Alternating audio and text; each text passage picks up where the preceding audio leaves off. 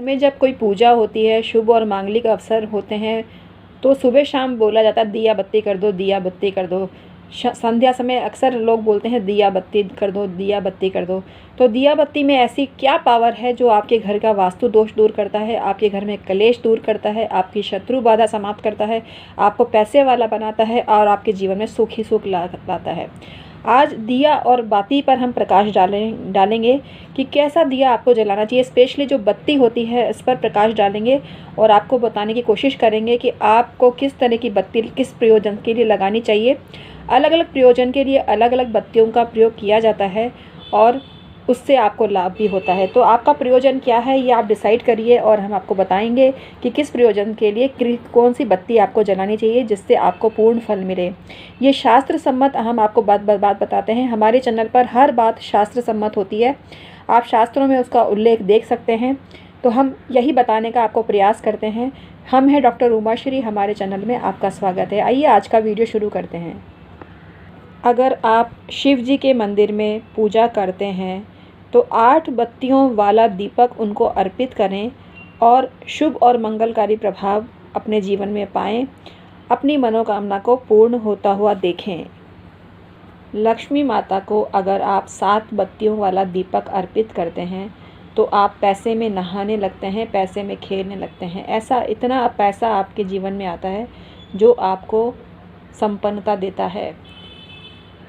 भगवान गणेश को 3 या 12 बत्तियों वाला दीपक दिखाना चाहिए, दीपदान करना चाहिए। इससे आपको गणेश जी की कृपा मिलती है और गणेश जी आपके हर काम बनाते हैं। विष्णु भगवान को 10 या 16 बत्तियों वाला दीपक आप दिखाते हैं तो आपको इतनी संपन्नता आती है आपके जीवन में। करके देखिएगा, ये उपाय बहुत फ़ायदेमंद है। बत्ती किसी भी कलर की हो सकती है, लेकिन बत्ती की संख्या पर विशेष ध्यान देना चाहिए, इसी से आपको फ़ायदा मिलता है। 9 ग्रहों के लिए आपको 9 बत्तियों वाला दीपक प्रज्वलित करना चाहिए, इससे आपको फ़ायदा मिलता है।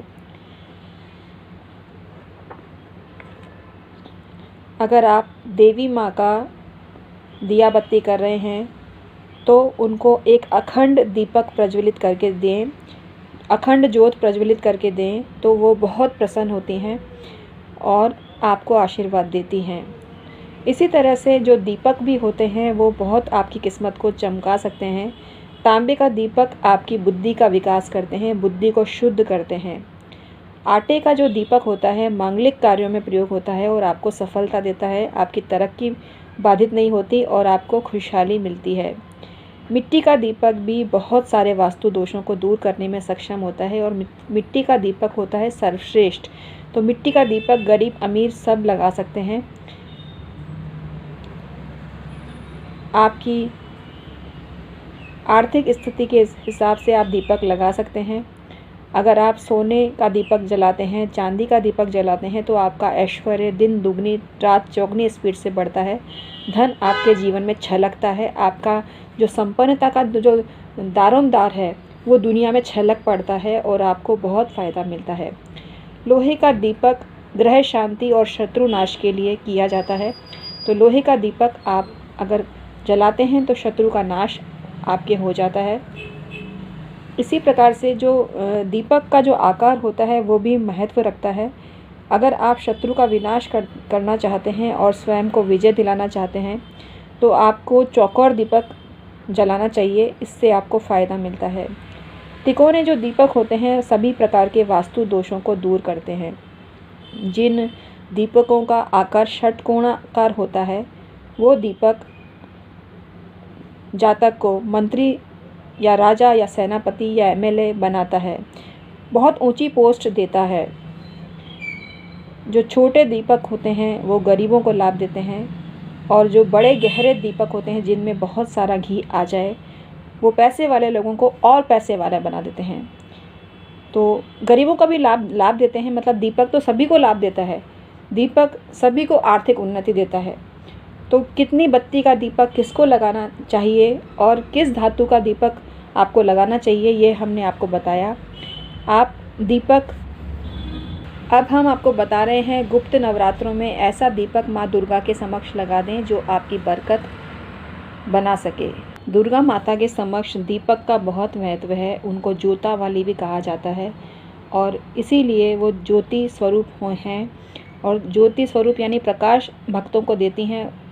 इनकी उपासना से बहुत लाभ होता है और मनोकामना पूर्ण होती है।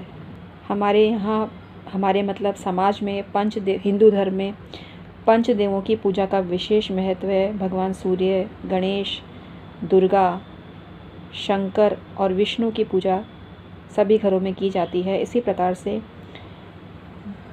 देवी दुर्गा, पार्वती, वैष्णवी, महालक्ष्मी, महासरस्वती, चंडी, काली भी हर घर में पूजा पाती हैं। वर्तमान युग कलयुग है और कलयुग में स्पर्धा बहुत ज़्यादा है, होड़ बहुत ज़्यादा है। हर व्यक्ति शक्तिशाली बनना चाहता है और अपनी शक्ति का विस्तार करना चाहता है। लेकिन दुर्गा माता का जो स्वरूप है कश्मीर से लेकर कन्याकुमारी तक फैला हुआ है और उनके भक्तजन इंडिया और इंडिया से बाहर भी हैं। कुल मिला के दुर्गा देवी सर्वरूपमयी हैं और संपूर्ण संसार देवीमयी है। दुर्गा माता की उपासना के पीछे ये रीज़न होता है कि भक्त लोग या तांत्रिक लोग शीघ्र फल पाना चाहते हैं और दुर्गा माँ ऐसी ही हैं, शीघ्र फल देती हैं अपनी भक्ति का भक्तों को। तो आप उनके समक्ष ऐसा दीपक जलाएंगे तो आपको फ़ायदा होगा और वो दीपक है अखंड ज्योत का, जो 9 दिन तक लगातार जलता रहे। ऐसी बत्ती आपको प्रज्वलित करनी है और 9 दिन तक लगातार दीपक का जलना आपकी बरकत को दर्शाता है, माँ की कृपा आप पर बन रही है ऐसा दर्शाता है। ये बड़ा संकेत आपको देता है अखंड दीपक। तो अखंड दीपक अवश्य जलाइए, इससे आपको फ़ायदा होगा। आप अपनी मनोकामना एक कागज़ पर लिखकर और मोड़कर अखंड दीपक के पास रख सकते हैं और 1.25 पाव आपको घी लेना है या जितना घी उस पात्र में आ जाए, अखंड ज्योत वाले पात्र में, तो आपको फ़ायदा हो सकता है। लोहे का दीपक नहीं लेना है, कोई कटोरा भी नहीं लेना है, दीपक ही होना चाहिए, तभी आपको फ़ायदा देता है। दीपक किसी भी स्वरूप का हो, लेकिन पीतल का दीपक भी आप ले सकते हैं, इससे आपको फ़ायदा मिलेगा। और दीपक को हल्दी और चावल के पानी से एक घोल बनता है, उसको लगा दीजिए अपनी जो मनोकामना है उसकी पर्ची पर भी, तो आपको फ़ायदा मिलता है। ये बहुत प्रभावी तंत्र है जो बहुत लोग कर चुके हैं। तो आज का वीडियो इतना ही था। आई होप आपको पसंद आया होगा। हमारे वीडियो अगर आपको पसंद आते हैं तो हमारे चैनल को सब्सक्राइब करिए। Thank you so much.